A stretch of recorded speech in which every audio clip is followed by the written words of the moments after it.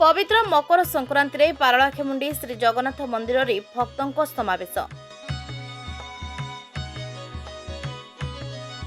आज पवित्र मकर संक्रांति अवसर रे श्रीजीऊ को बेश देखा भक्तों भिड़ जमी।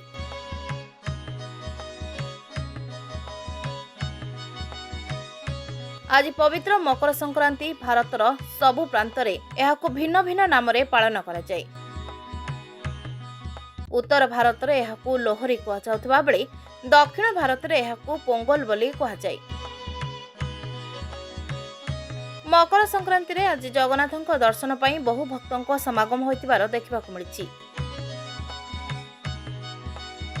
विशेषकर मकर संक्रांति पई आज घरे घरे प्रस्तुत होछि मकर चाउल। लोक माने घरे एही मकर चाउल को ठाकुरଙ୍କ पाखरे भोग लगाइबा सह मंदिर मानकरे मध्य स्वतंत्र आयोजन करा जाउछि। मकर संक्रांति समय ओडिशा रे धान आखु आदि नुआ फसल अमल होइथाय।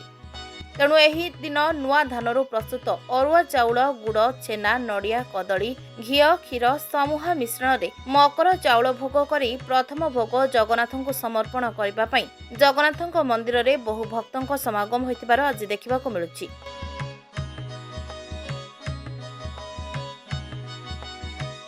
Bureau report rainbow media.